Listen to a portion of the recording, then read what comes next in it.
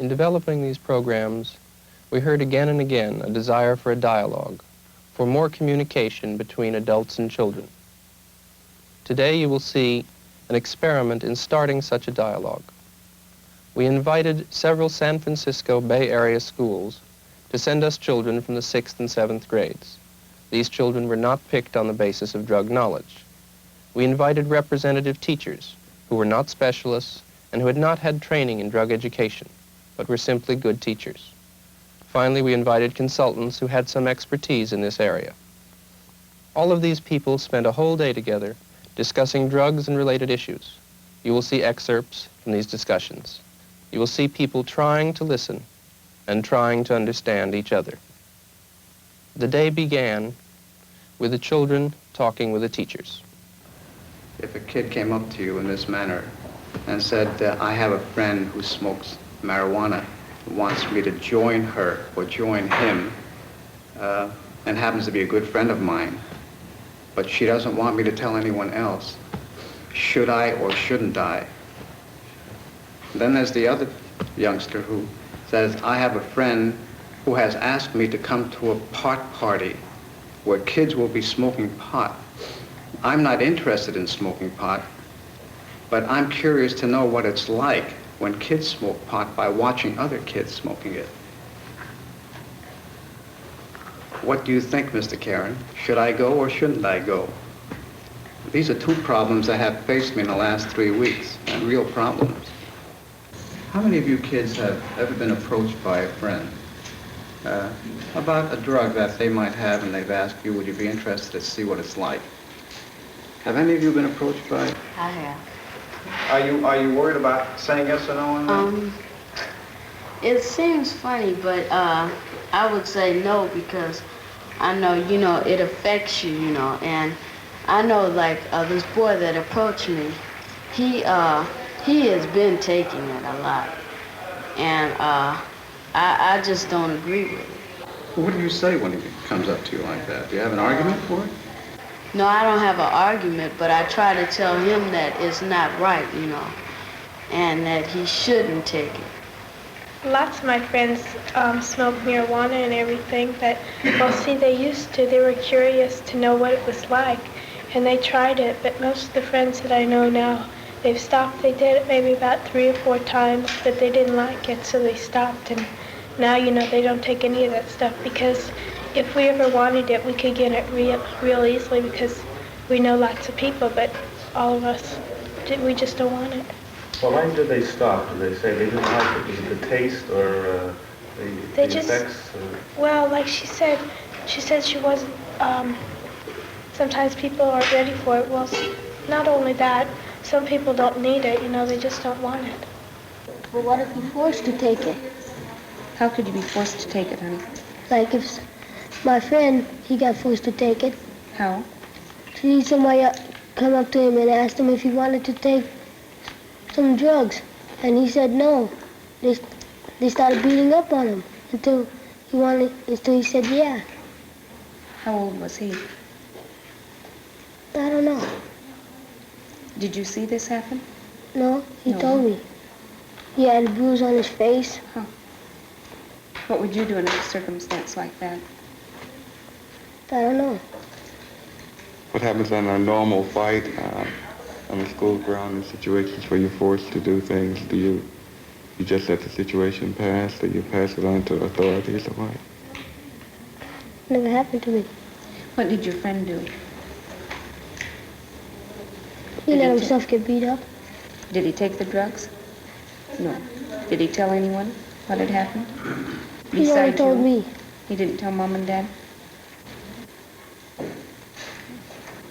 Is it because there's a lack of communication between teachers and kids and parents and students in relationship to topics like this? I don't know. In other words, do you think that, would you find it hard to talk to your teacher about things like this? Why? Do you find it hard to talk to your parents? Who do you talk to then? I just talk it over with my friends. That's the only kind of person you can talk with then, isn't it? What are some of the questions that come up with your friends? Some of the problems you have? What do they ask, or what do you ask them if you have this kind of discussion going on? We don't usually discuss. It's once in a while. Mm-hmm. Do you have that kind of problem? No, I've never had any experience of drugs, and I don't know anybody who uses drugs. Mm-hmm. And there's something that interested me that I think one of them said that you can get it anywhere. Wasn't it you that said you could get it anywhere? Yeah. Where can you get it? I mean, I know that it's readily available, but to me as an adult, I bet I couldn't get it. Well, like yesterday, I had an offer to buy a joint, but I turned it down. But how much does something like this cost? It comes, some people sell it for different prices, but yesterday he was selling it for 15 cents. Oh, I see. And, but, lots of people, lots of kids in the school, go around selling this stuff. And, I've got one friend, and he can get, and he can get it lots of places. Like up at the high schools, he knows people who can get it up there, and I guess they get it down at Haight. And, but lots of people in the school, almost half the school, knows where to get it. Does the business of the law, this being illegal, does this have any deterrent on youngsters taking it? No, I don't think so. So what do you think then? When you hear doctors, for example, disagreeing about whether or not smoking marijuana is harmful or beneficial. Have any of you heard about things like this, where kids say it's not that bad, it's not that harmful? Has anyone said that to you? Well, yes, but I think that the doctors say that it is harmful because they know that once the kids start using it, they'll start trying to use other narcotics. You think that if a kid smokes pot, that he's going to go into something higher than that? Yes, because I'd be curious on what it's like. Well, it's a matter of if you want to take it again, then you'll go up. But if you don't like it and you don't like the idea of going on a trip or something, well then you wouldn't go into a higher one because you don't like the first stage of it, so you wouldn't want to go higher. How do we get parents involved? I think one reason in defense of parents why it seems that they don't take any interest, they don't know what to say, they don't know what to do on so many things. You come with a problem and they don't know any solution. They can just say don't, but that doesn't mean anything. Yeah, but some of the parents too, they're afraid to face the, Well, I think they want to. I think they want to, though. I think they want to help, but they can't communicate. They can't get it across. They say that some kids take it because their parents don't care about them. Well, most of the time you'll find that most of these kids take it because their parents care too much about them. They won't let them go out or anything, or they'll treat them like little youngsters, and they won't let them do anything. But the common thing is that there are difficulties between the child and his parents. Is that what you're saying? Difficulties of one sort or another. Like it's not right in some way. Either way, they're both having problems, but because all kids that I think that take it, not all of them, but half of them, most of them, they take it because they're having problems. Some just take it out of curiosity. Some just take it out, they want to be in. That's having problems with, they're bored. The differences among the children and among the adults seemed as great as the differences between the generations. We then asked the consultants and the teachers to reflect on and discuss the effectiveness of this first encounter. The children were invited to be observers. I have a feeling that there was very little focus to the discussion, that it kind of, and I feel a little frustrated about that, it kind of wandered all over everywhere, and I got no closure on having had a discussion or a dialogue about any one thing, that it in some ways moved too fast, moved without direction. Why don't we just start simplistically and say, what did you hear? What did you hear? From the children and from some of the adults, I heard a great deal of misinformation. I heard some evidence of scare-type teaching somewhere along the line. Confusion, concern, a great deal of concern with how do I talk to my mother, my father. Confusion between the use of drugs and becoming adolescent, growing up, making a statement of what one is. Confusion about whether people who use marijuana or other things are in fact maladjusted. No mention at all of what kids like of that age are like. If you had a spontaneous conversation to arise in your classroom like today, do you think that you could just zoom right in on it and you know, and solve everything right there? It's going to be confusion. We're confused. I'm confused about how to, you know, converse with kids about this subject. I don't mean that there had to be a solution. I'm sure in my classroom there's seldom a solution. I'm not sure there is a solution. Anybody has it to the question of drugs. Yeah, but you were talking about focusing in on an area. Is there going to be an area that you can focus in on the spontaneous? What I mean is the difference between simply mentioning something and talking about it in some kind of depth.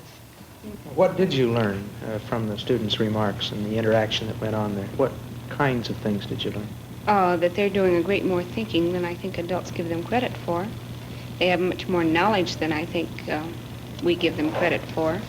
Also, they have very real problems, which many times we do ignore. Or also, I felt it was very valid, their criticisms of adults. I mean, I think this is what adults want to know in this time and period. Why aren't we communicating? Why is there this credibility gap that you hear about? And I think they pretty well answered this for me. How did they answer it? What did they say to you that you can remember? Specifically that parents don't take time. And I think also that their criticism could be in the schools too, directed to the schools, in that we don't take time many times to talk to the kids. I mean, we are so highly structured as to we are teaching this and this and this and this, and we never give the kids a real time to talk between themselves and interchange ideas with each other and with an adult that could act as just a sounding post for them. But I think they were trying to tell me that they're frustrated because of this inability to talk with adults, that they would like to be able to talk to adults. One of the things that's happening here is that, and we saw this in the kids this morning, and we saw this in the teachers, we saw that some of the kids live and interact every day in a drug culture. Other kids live and interact in a culture which drugs are only on the periphery and they're not part of everyday's decision-making process. But for some of the kids it is. We also saw that for the teachers, by and large, that where they lived was with the kids for whom the drug culture was way out on the periphery, not with the kids for whom it was a day-by-day decision. I think part of the problem is that the teacher has a very difficult time understanding the child who lives in the midst of the drug scene every day, because they do, and it's a different kind of life in many ways, and I'm saying it's a different kind of life. It's not a better life or a worse life in many instances. This is why the analogy of the rattlesnake is ridiculous, because the kids say, look, lady, you're up there teaching, take one of the kids in the drug culture, you're up there saying all these things about grass. Honey, there's 15 kids in this room who I was with, 2 nights ago. We're all stoned out of our minds, and look, we're still alive. And so you've got some really empirical existential data in the heads of some of the kids. And the teacher very often is put in the situation of making a perfect ass of themselves, making preachments from Harry Anslinger's book of parables without knowing what the facts are. If something comes up in my classroom about a drug, since that we're talking about, marijuana, and it's the first time it's ever come up, there are going to be a lot of general statements, a lot of fears, concerns, questions, confusions, right? And perhaps that's what this group is like. But as I work with children, I find that, they can keep to a subject And they can let it take them wherever they want it to, and it's all right with me, wherever it goes. I don't have to have a lesson plan, and we've talked about this one because this is the information I've read for today, kind of thing. And I see some value in even taking, like where we were today, writing down the questions they have if they can't be answered. One of the things that I noticed in the panel that we had was teachers began to very quickly take positions. If we would transfer to a normal classroom, I believe we'd find teachers once again taking these positions. Now, if we're going to have an educational program, what can teachers do in playing their role to try to avoid taking a position which will perhaps influence the communication process between the young person and the teacher? I think the teacher has a problem. First of all, the problem is how does a teacher relate to the child through the parent? It's pretty hard to discuss this in the abstract in terms of student-teacher relationships if you cannot get the parent involved in this. And many of the concerns I see with children in the classroom are the cause of a lack of dialogue between the parents and the kids themselves. And this makes the job of the teacher vastly difficult. You know, you could say one thing to the child, but it's another thing when the child goes home and says to the parent, you know, Mr. Karen said so-and-so. He did? Well, that's none of his business. You know, things like that. And since when do you talk about drugs in the classroom? Well, now, imagine the feeling that this child has. I mean, who is this child going to listen to, the parent or the teacher? Where is the dilemma here? How is it going to be resolved? Well, this is a problem in the classroom. I think this is what I'm trying to get to, is that somehow, if we're going to have an educational setting and try to share information that will be factual and knowledgeable, that the young people can get additional information on which to base their decisions, that somehow the person that's in charge of that formal structure we call a classroom is going to have to learn how to play a role which will let this information flow. It appears that in approaching the drug problem, there are many well-considered, yet divergent points of view. We asked the children how they were feeling about the success of the experiment. They were not satisfied. One said, they're talking about it as if they were us, and they aren't actually telling the truth. Another added, they're talking about things about us and not about drugs. The children wanted to set up their own group. They asked for an adult to guide them. We had not planned on doing this, but felt it would be wise to explore solutions that the children themselves proposed. Maybe we could talk about anything that you want to talk about, and especially how you felt about all this talking. Let's talk about drugs. Let's talk about drugs. Okay. Let's get on the subject of heroin. Heroin. Let's get on the subject of glue sniffing. No, just Gasoline. Gasoline, too. gasoline and glue sniffing. Yeah. Okay. Gasoline sniffing and glue sniffing. And hairspray A glue sniffer usually pours glue on a ball of socks or something, you know, where you can, Usually in a bag. In a bag. Some in a bag or a plastic bag. Some are balled up in socks, not socks usually, but, Yeah, but you know. if you really want to get high, you put it in a bag and start sniffing it. And you don't just go like this. bag? You put it all over, no, a paper You put bag the whole or a bag and you go plastic bag. like that. And you know how you have the glue inside and you just keep inhaling. But, you know, it's just like weed. You can't just go and put it away because, you don't really inhale it. And you won't really get high, so. How do kids learn all this? Remember the old friends? No, friends. Friends and experience. How do the friends learn? From the older people. They do it. I mean, they try it, you know. They hear about it around, you know. Like, they see it sometimes, and then so they'll try it. They'll say, I'll take up this habit, too. It looks good. You pour a little gas bottle In a plastic bag.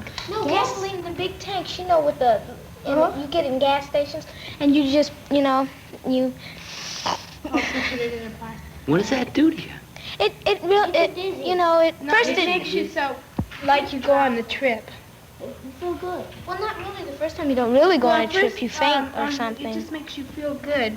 Like my friends said, you sniff it and you hear buzz-like, and you hear this buzz, and it makes you feel really good. And then they say after you keep on doing it for a while, you just go into happy moments. You feel really happy. Like it turns you on. Like when some people on trips say they don't really hear anything, or well, they don't see any special thing. They just probably they'll see colors or something like that. Okay, I want to ask a question to Mr. Schwartz and to everybody else. If all those drugs are illegal and everything, why isn't alcohol and cigarettes illegal too? Because that's just as bad as the other stuff.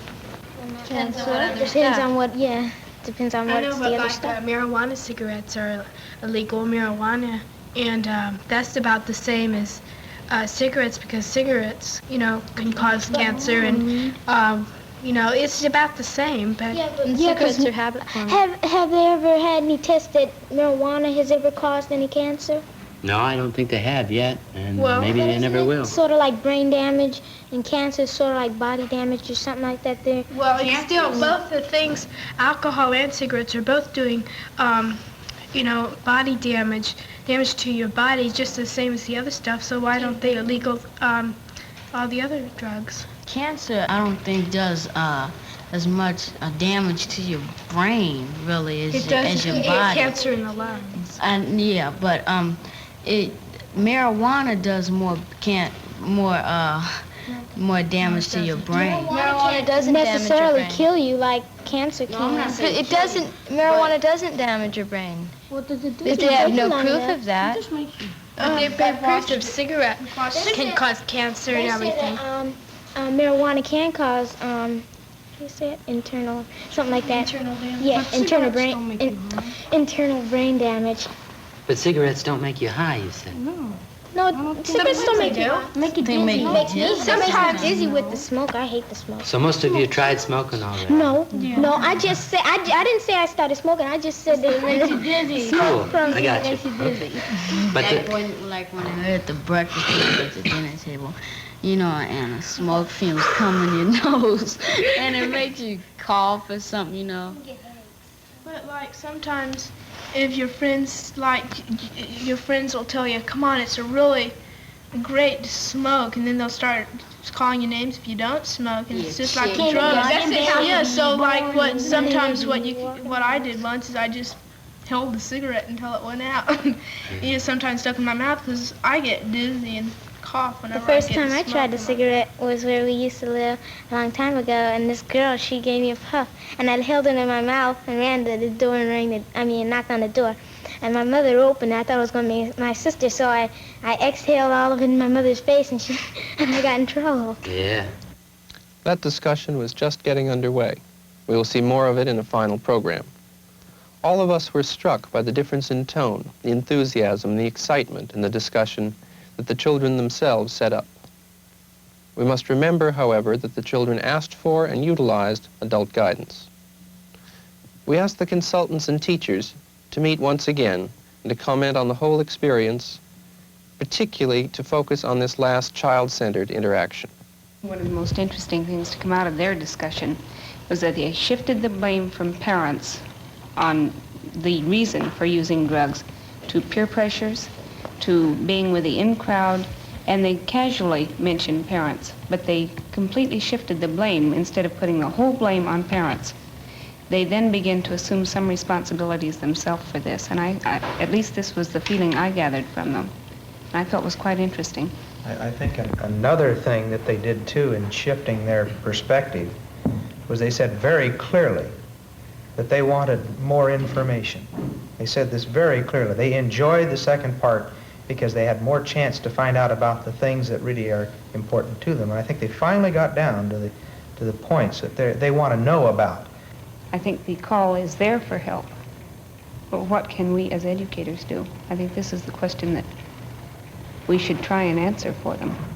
I think the young people sitting there know better now what's going on in the drug culture or drug scene in which they're living, so that they could make better choices and decisions themselves.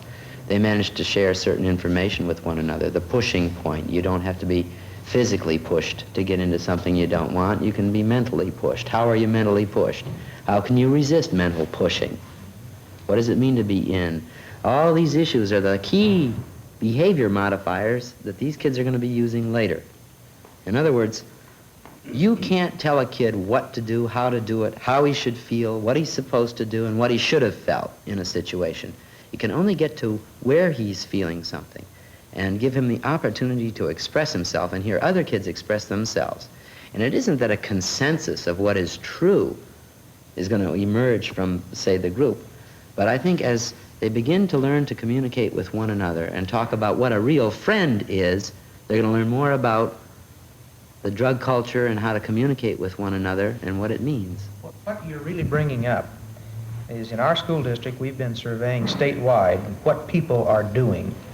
And we find there really most of the programs, by far, that we have found are oriented to the factual area, describing the substances, what they think the effects are.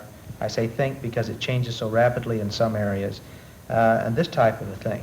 What we've come to the conclusion in our district that the important thing is just as you say. You sort of have to have a background to this thing, a foundation, but the more important thing is the individual in this thing and how these things impinge upon him and what controls he has over his own future.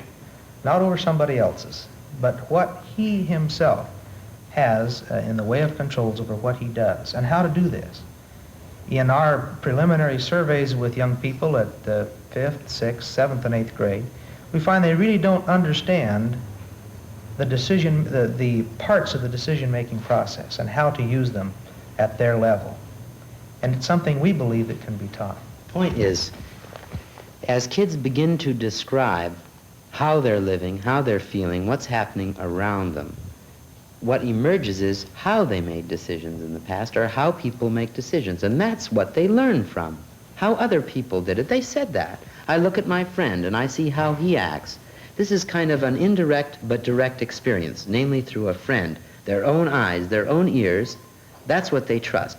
So to give them an arena where someone hopefully can ask the right kind of questions to get the conversation sort of guided along certain channels. I mean, I was brought back to drugs about 4 times by a little sign being flashed in my face. That's great because I would have just as soon sat there, and so would the kids, I think, and just talked about anything. I'll tell you this, they would have come away with a sense of who they were and how they might make some choices. But adults are not doing this nowadays either. The adults. You see, there are many adults that are in the same boat of not having the chance to interact and really define their own role as they're playing it. Right. It takes interaction. Kids are a little easier. You know, they define role. When you're a little baby, you cry and you get something. And you also have fun and don't have any responsibilities. About the time you get to the 4th grade, you got more responsibilities, and I would say that's when the conformity thing starts in the school system, and you're expected to behave, shut up, know how to read well, you get graded, marked, measured, and all these adult-type pressures get laid on just about that time, and that's when the kids say we've got problems. And that's when we're going to escape the same way the adults escape. And, you know, there it is. So what are you going to do about it? What are we going to do about it? There is no easy answer. Today we have seen some of the solutions and some of the problems in effectively communicating. We've seen some of the attitudes of experts, teachers, and children. We have seen that the initial apprehension can be overcome, but that effort is required by everyone. Today's program has been an exercise in listening as well as observing. As individuals, school systems, or as communities, there is much we can do and are doing. There is more to be done.